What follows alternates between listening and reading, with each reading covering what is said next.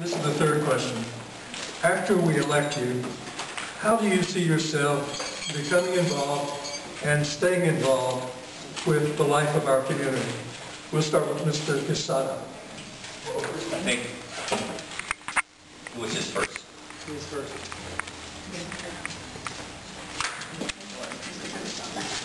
Mr. Quesada. Okay, so,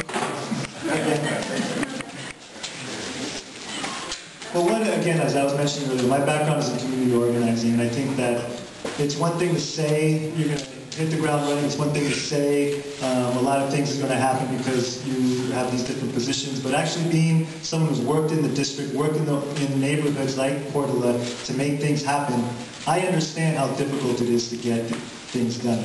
I understand that it takes the hard work of people like you who are taking the time to be here tonight to listen to us, to come out and really be organized and asking for the priorities that you need.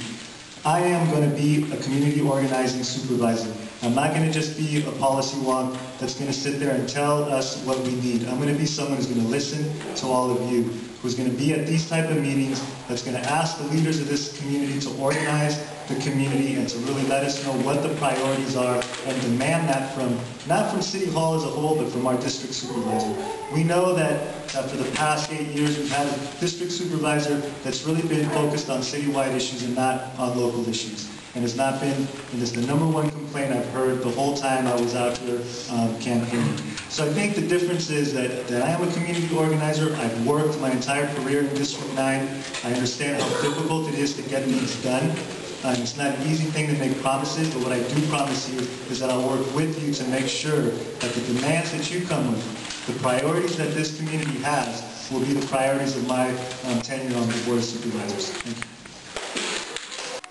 I think structurally there needs to be something that changes so that the supervisors can be more attentive and engaged in their supervisorial district. So what I would propose actually is something that Tom Amiano proposed a while ago, which is to have satellite offices in the districts. And I don't know exactly how it would look because obviously D9 is Mission, Bernal, and Portola.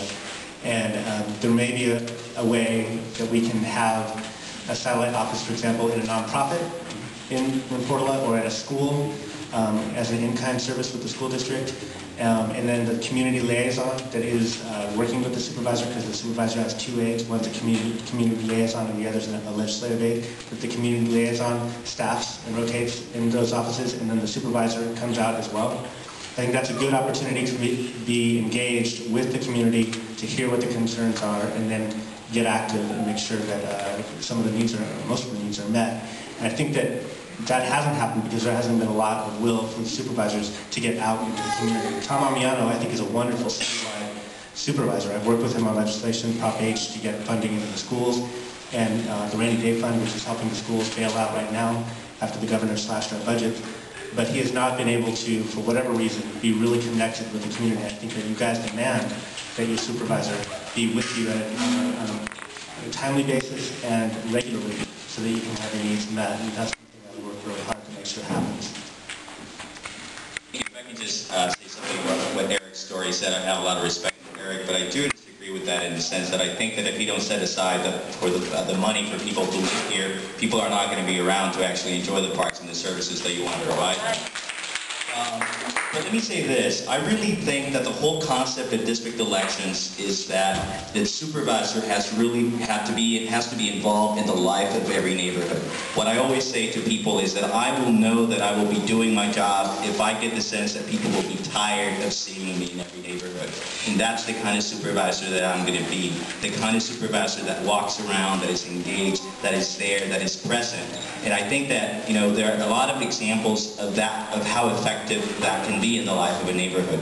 Bevan Deputy in District 8 is a good example. I don't agree with Bevan on everything, but I do think that he is right, that he goes around his neighborhood, he walks around and looks to see if those potholes are filled. He walks around and looks at whether or not the streets are lit, whether or not the traffic, you know, is going okay, if there are, you know, lights that need to be put in place in a neighborhood. That's what I think it really takes to make something like, to make a neighborhood a livable place. That's what I want to do. I also think it requires being accessible to everyone.